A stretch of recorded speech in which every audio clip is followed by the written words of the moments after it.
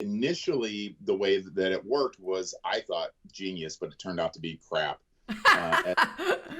As so often in game design, where Sure. you're like so excited about an idea or mechanic and it doesn't really work the way you want it to.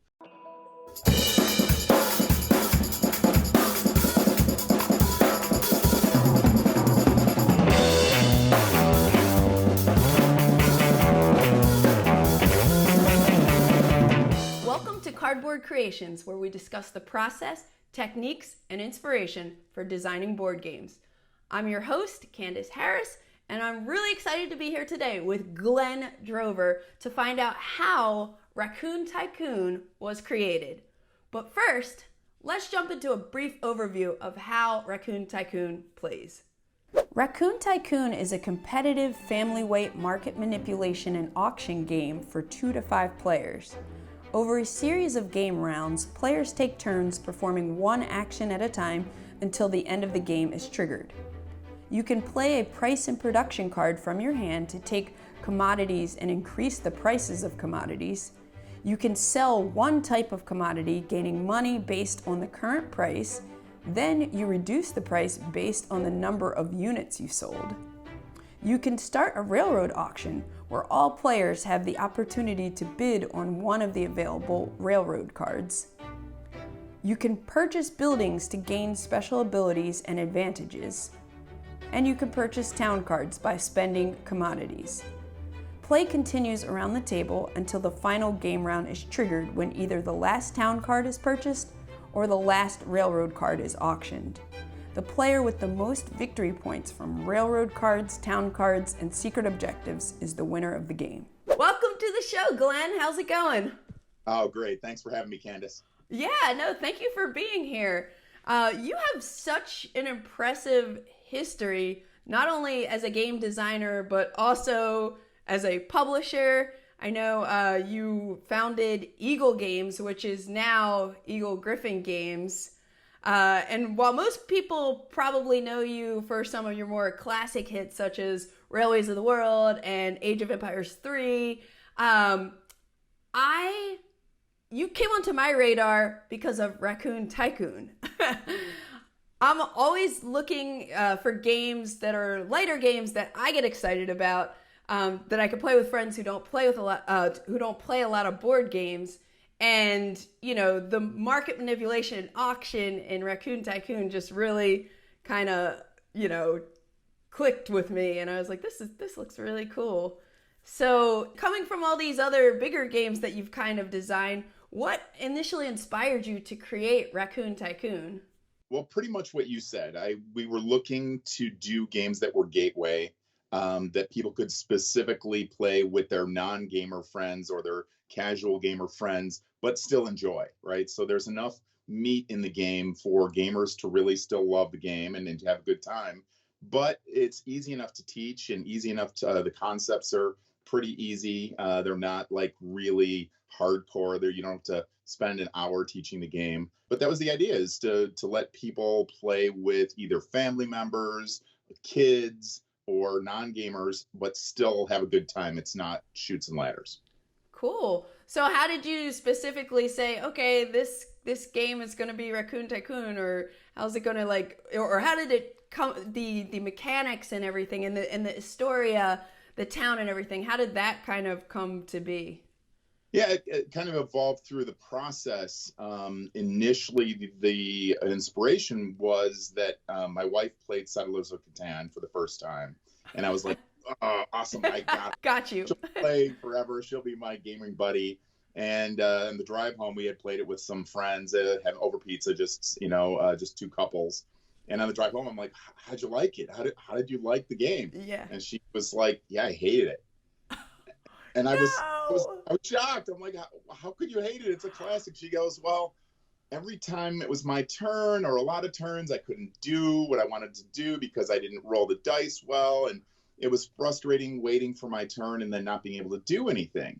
And I thought, yeah, I mean, I guess that's very true, that the two of us in the game really knew what we were doing and we were kind of crushing the other two. Settlers is such a classic. It's so well designed. But there's some randomness in there, and there's some opportunity for skip turns. And I totally got what she was saying. And I thought, but gosh, it's sold millions and millions of copies. Right. And, what in that game maybe could be a little bit better and I'm a game designer. I was like, well, let's dissect this thing. Figure it out. Yeah. Figure it out. And so, yeah, I really wanted to create a game that had that great, marketplace and commodities and player interaction.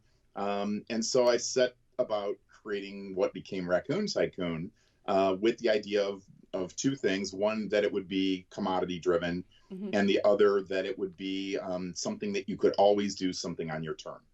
So that was really the core design concept or philosophy, was when it's my turn, I'm always going to be able to do something interesting that I'm excited about. Cool. And how did you get from kind of that initial idea into like your first playable prototype for Raccoon Tycoon? Yeah, it's a good question. My process is usually that I'm gonna sit down with my legal pads and start writing out mechanics and kind of how the game will play and flow. And for that one, it was very much like, okay, what's the core driving mechanic? And for me, it was action selection, right? Because I was like, let's strip it down. Let's not try to get fancy. Let's just give the players a list of actions they can do on their turn, and they can do one thing. And so that was the first step. And then from there, once you have something that is a complete, working, or so you think, prototype, you have to actually make the prototype and sit down and play it. Right. And for more complicated games, that can be really daunting and really challenging, where it could take you, months to really put together a prototype that works. Whereas for this game, it was pretty straightforward. Really, I just needed to get on the internet and buy some little tokens that could be the commodities. Right. I just needed. I have little white blank game boards that I can just hand draw on. Oh, cool. Yeah, so my first prototypes are super ugly. They're just really blank playing cards that I can write on, blank game boards that I can write on. So it's just my chicken scrawl and scratch, and just to get it on the table, because that's really the first step. Is let's get something that we can play around with a little bit and see how these mechanics are working together. Absolutely. That's awesome. So when you created your initial prototype, did you know that there were going to be different price points, or did you know how many commodities you were going to have in it? Also, the price and production cards I think are really interesting. So how did you kind of start working on that was the way the market was going to be manipulated? Yeah, it was during the early design stage, that mechanic, that marketplace manipulation, was really the core of the game, because I knew I needed something that would allow the price of commodities to fluctuate, and I wanted something that would drive players to invest in certain commodities and sell at a certain point. So I just had the idea of, okay, we'll have in this case 6 commodities, and each one will have a track, and the prices will go up and down. And initially, the way that it worked was, I thought, genius, but it turned out to be crap. As so often in game design, where you're so excited about an idea or mechanic, and it doesn't really work the way you want it to. In this case, there was a bag full of cubes that were each related in color to the commodity. And you would, every go around the table, you would draw out cubes, I think the number of players, first to drive the prices up, and then to put new commodities into a pool of available commodities. Oh, okay. Initially, it was different, and it was really, in one way, I loved it. It was clever because it was perfect supply and demand, in the sense that anything that was out would be available, and so the prices wouldn't go up on those commodities. It was a perfect, makes sense. Kind of zero-sum thing of the commodities in the bag. Yeah. The problem was in playability. It was such a drag to have to constantly be drawing these cubes out of the bag every rotation, that the players were willing to kind of go with it. My initial play testers. But ultimately, they're like, if this goes commercial, people are not going to want to do this every turn. Good feedback. And I was heartbroken. I'm like, my God, this is the perfect mechanic. It's so I don't want to take it out. Yeah, it sounds really neat. I thought, I guess we can just do a deck of cards that kind of the distribution of availability and price going up can be built into the deck. But I really didn't want to do it, and I kept resisting it. And one of my play testers who now works for the company, Dan Vujovic, said, no, we were driving up to Gamehole Con in Madison, and he's just like working on me. He's just like, dude, you got to take that out of the game. It's so like tedious and no, it's so good. I don't want to do it. And when we got back, I made the deck of cards, and it works. It's really easy, and it kind of also gives the players some decision making, right? You have a 3 card in your hand, and you pick which commodities are going to go up and which you'll get. Right. Not quite mathematically perfect, but it's so much easier from playability. Yeah, and I really do dig that decision process of like, hey, I want to get these resources, but I don't want to drive the price of these up because so-and-so has those across the table, and then they might sell it and make a lot of money. So I think it's super cool. But yeah, the bag idea definitely sounded cool too. Hey, maybe you can integrate it into some other game later down the line. Yeah, where I'll make the players work hard. Yeah. That's the thing, right? Like, games are supposed to be fun, and sometimes the designer, you come up with a really clever thing and you make the players do the work, or the game is having the fun and the players are actually having to like do chores. Yeah. And that's an easy trap to get into because we come up with these cool ideas, but you also always need to think about, from an ergonomic or just a flow perspective, keeping the game going. You want as little downtime as you can have because players play. They want to be doing their thing. Yes, not just waiting. Right. So yeah, it was in my mind really awesome, but it was bad. It didn't work. Hey, that's what playtesting's for. And speaking of, what was your playtesting process like? Like, how much playtesting did you do? And years.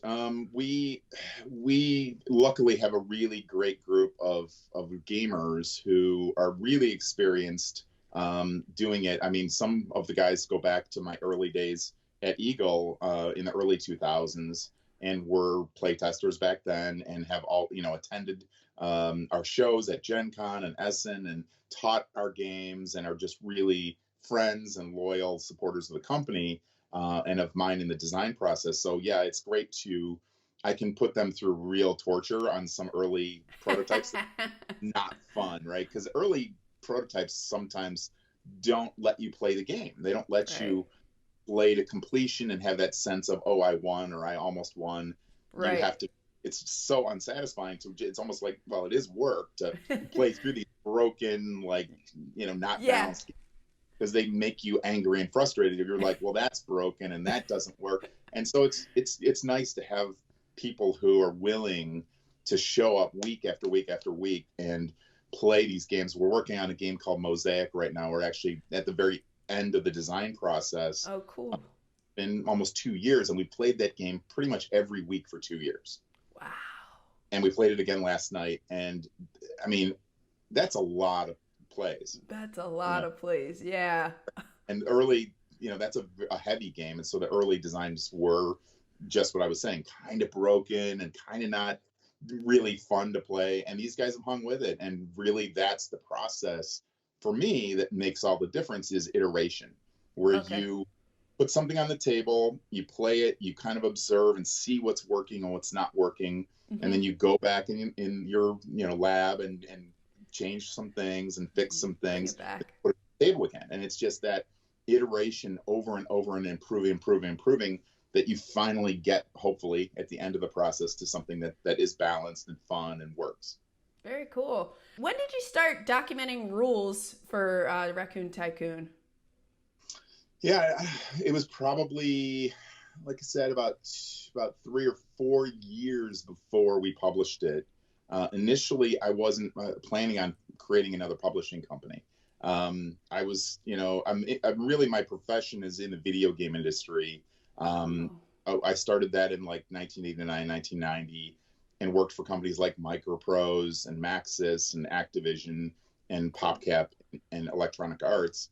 as a sales director, right? Hmm. So not in the creative side of the industry, but it's ultimately, even though that's a great industry and I love, love, love it, it didn't scratch my creative itch. And so Gotcha. that's why I ended up leaving that industry and starting Eagle Games, was so I could publish some games that I was working on. And the first ones were absolutely junky. They were terrible.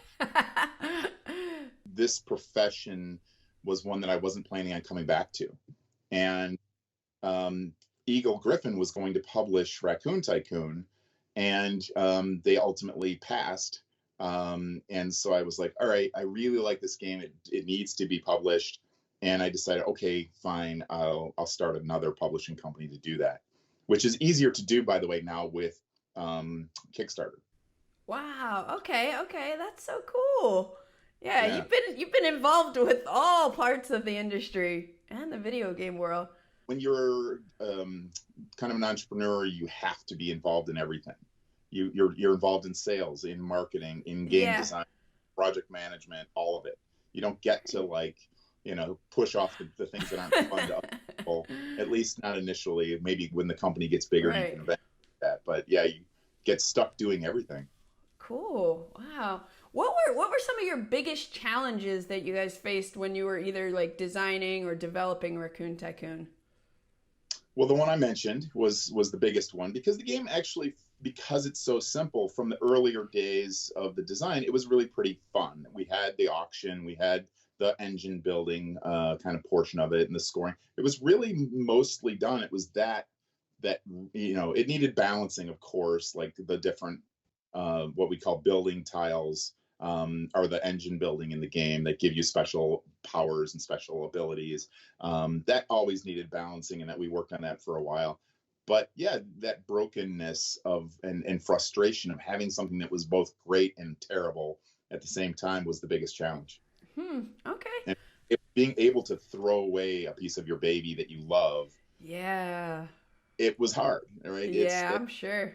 Creator, you're just like, oh, I love it, but it needs to go. And you Yeah. have to listen to your playtesters, right? If they're telling you uniformly that this thing is a pain in the butt and it's making the game not great, you need to listen. Yeah. Wow.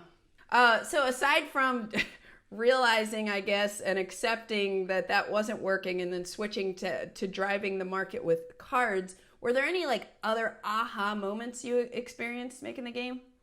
I guess that it worked, right? Like that's when you put it on the table and it actually works. Because there have been many prototypes in my past where, like, I was supposed to do a Sid Meier's Pirates game back when I had Ego.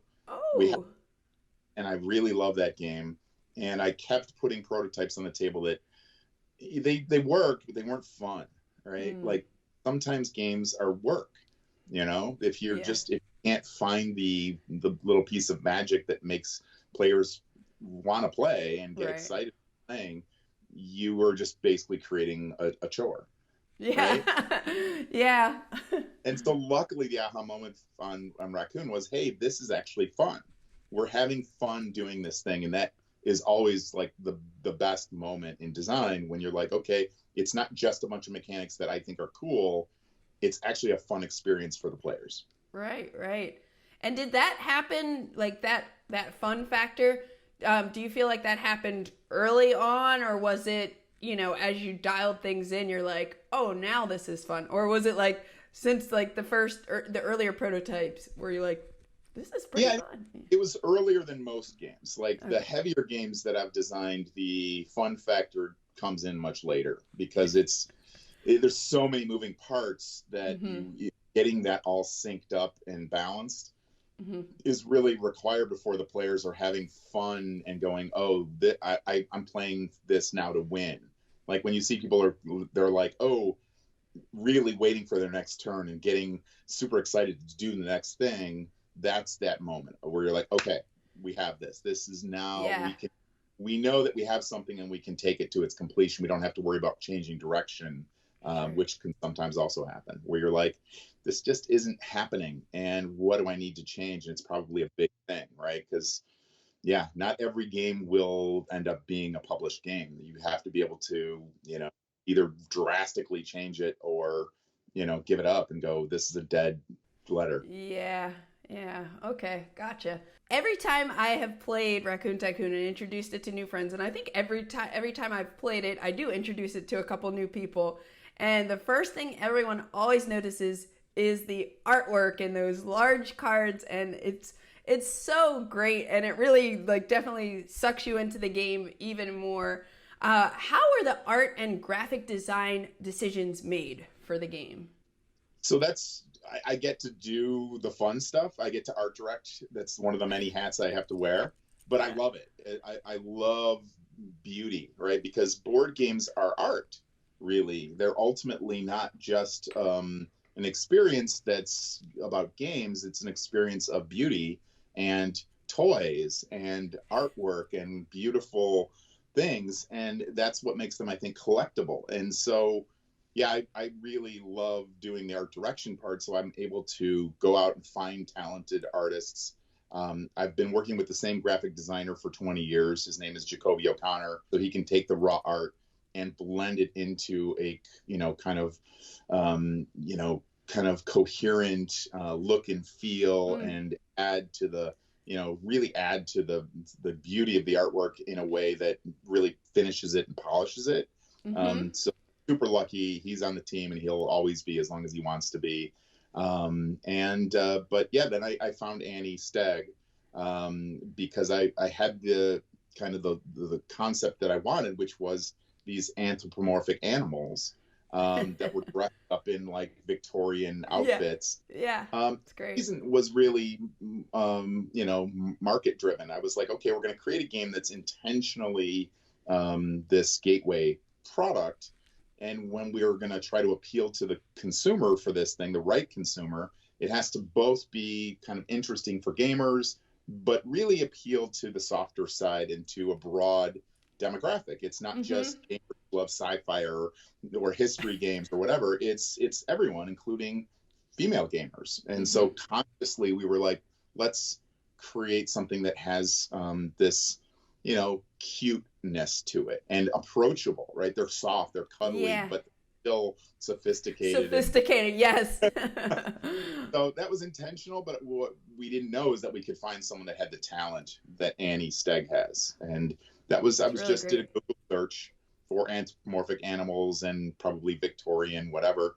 And this really cool piece popped up during my search that was this badger who was dressed in a top hat and waistcoat and had a watch fob. And I'm like, that's it. That's that. Inspired. Yeah. Yeah, she paints original oil paintings. They're not digital. And every single piece of art that she did for Raccoon is a unique and original oil painting. Wow, that's awesome. Yeah. And so it's an expensive way to do it, but again, it really pays off when you get something that's that beautiful. And we just actually shipped the second in the series, Lizard Wizard. Yeah. Saw that at Gen Con. In that, and it's really as good or better than Raccoon, because we really kind of let her do more components. It wasn't just the raccoons and their little houses. It was really all of this, the familiars and wizards and, all these different wizards' towers. And she was able to do just, dozens of really fun, unique pieces of art for that game. So cool. And before you worked with Annie, right? It's Yeah. Annie. Yeah. Before you worked with Annie, who did you have do your prototype art for the cards? Oh, right. So yes, before we were looking to professionalize and finish the game. My daughter, who was 12 at the time, I thought it would be fun to, she was an artist. She loves to draw. And I said, hey, we're doing this new game and it's got these cute animals in it. Here's a list of them. Would you create just, some nice little artwork that we can use on the prototype cards? And she blew me away. She went into a room and worked for days and days and days and came out and showed me these pictures. And I was like, oh my God. Like I thought, you would just go in and spend an hour just doing some quick doodle. Right. She worked so hard on these pictures. That is awesome. We actually created a deck we did an expansion for Raccoon called the Fat Cat expansion. Yeah. And actually put her art in the cards as an option for when you play Oh, with kids. You can, cool. Emma's her name with the Emma's, deck. That's awesome. Oh, Yeah. how special.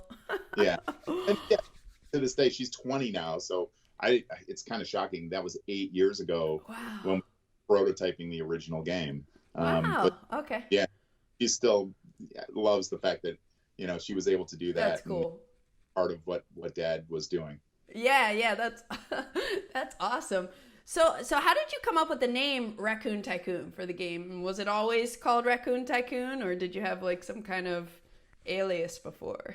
Yeah, we had kind of a working title. I think it was Traders of Astoria, was the second one. The first one was worse than that even. It was just like very generic, trading game, market game, whatever.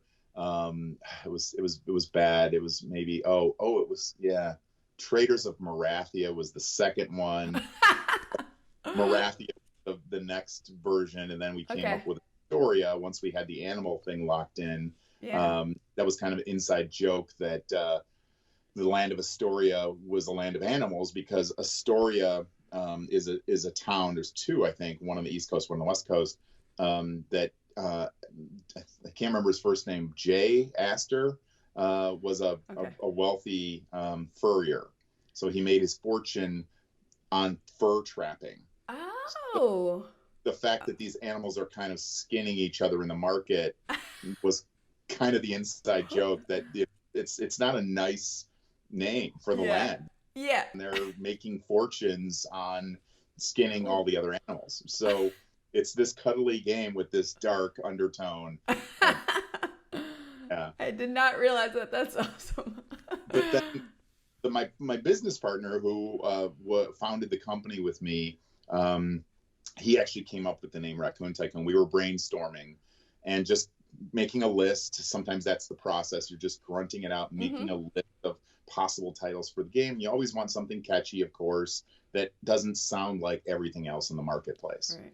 And that's the challenge because there's so many games, thousands of games every year, that you can have the same name or a similar name to a bunch of other games and get kind of lost in the shuffle. So we were looking for something catchy, and he said Raccoon Tycoon, and I was like, oh, that's too cute. That's just too too much, right? And then you kind of get comfortable with it, and you're kind of looking, and it made the cut every time on the short list. And ultimately, I'm like, yeah, I think that really works because it's memorable.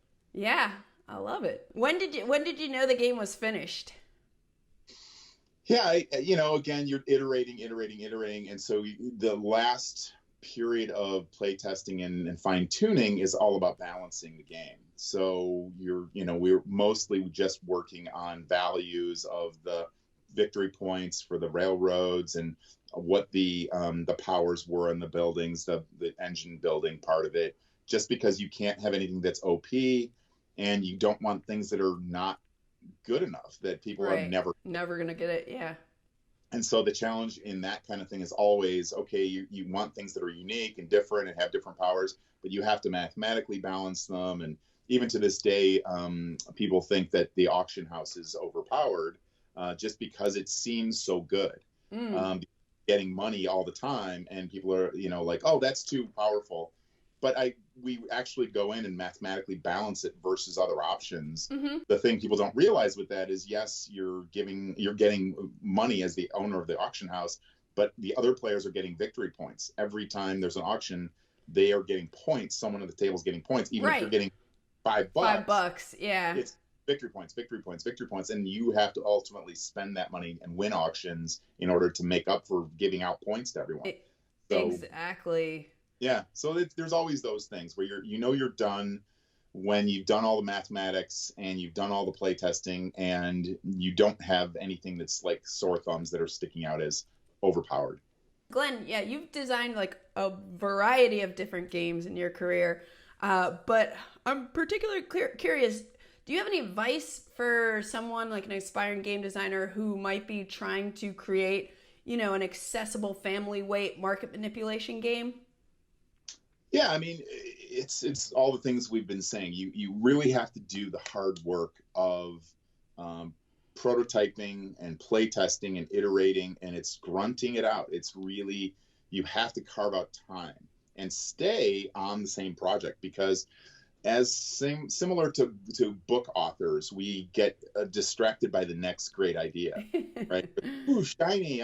I'm gonna do a game about battleships or whatever, and the game you've been working on for 2 years and you've gotten down the road is no longer as sexy, and you're like, oh, I'll get back to that one, and it kind of never gets done. It never gets finished. So Right. the advice is you have to have a great degree of stick-to-itiveness and focus to finish a project before you jump off on other great ideas. Because there's so many great themes and ideas in gaming that it's very easy to just have a stable of games that you never finish. Yeah, that's true. I'm a musician, so same thing with writing music. Totally. Yeah, finishing the project is the hardest part and not the fun part. Right. Not always, right? Right? It's great and fun to have it finished, to be already done, but to finish your assignment, right, your homework, Yeah. it's not usually the thing that you're looking forward to spending your Saturdays doing. And it's always that like last 10% that feels like it's the hardest to kind of get through too. It definitely, that wall starts getting taller Yeah. as it becomes more work and less fun. Yeah. Cool. Well, thank you so much for being here today, Glenn, and sharing the backstory of how Raccoon Tycoon was created. I'm really excited to check out the Fat Cat expansion. And I did note, I could not help but notice Lizard Wizard at Gen Con, and it looks so gorgeous. And hearing that all the art, it was oil painted, I can't wait to check that out too. And as you mentioned, Mosaic, a story of civilization, that's coming out maybe sometime in 2022, or who knows at this point with the way the Actually, we're in production right now on some of the or like the plastics and the metal coins and the wood. We're actually almost done with the rules and all the printed as well. So we're feeling pretty good that it'll be out at the end of Q1 for cool. Kickstarter backers. Cool. And for retail a short time after. Shortly after. Yeah. Awesome. So yeah, thank you again so much for being here. My pleasure. Thanks, Candice. Thank you all for watching Cardboard Creations. Hopefully it's been as inspiring and fascinating for you as it has been for me. And remember, the only way to get something done is to start doing it.